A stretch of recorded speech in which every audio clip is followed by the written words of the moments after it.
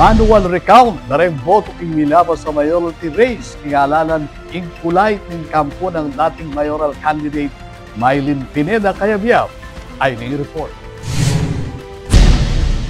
Ngening Huwebes, May 22, miyampang lang election protest king COMELEC main office king Intramuros, Manila, ing legal team ng dating San Fernando mayoral candidate Mylene Pineda Cayabyab. Agpangkang attorney Joseph Jeffrey Miranda, kumbinsido rin kampo ng Pineda Cayabyab king resulta ning alalan inyang May 12, 2025 at manyawad lang manual recount darem boto.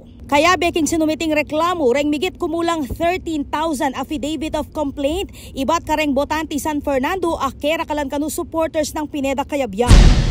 Manual recount po inganyaran tamo kayong COMELEC para dobo po rin ballot boxes para determine tamo, magbalik tamo kita masa tamo at determine tamo kung nino talaga yung sinamber yung syudad ng San Fernando. Okay. Bit-bit ning legal team reng 190 nakawunda reng affidavit. Task nila is not to determine who yung mga iba, yung mga iba natin, no?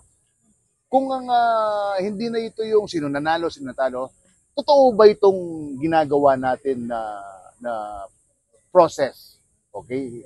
Ito ba ay walang daya, walang some of those, no, hindi naman lahat because majority of them or almost all of them ay pumunta ron para ireklamo talaga nila.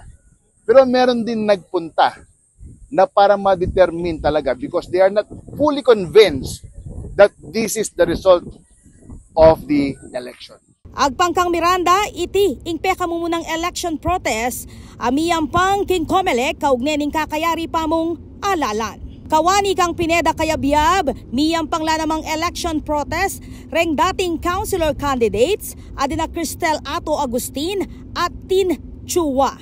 Ibat keti king Intramuros, Manila, ako po, Patricia Mamangon para king News Force Pampanga. Balitang tutuking balen, susuyo.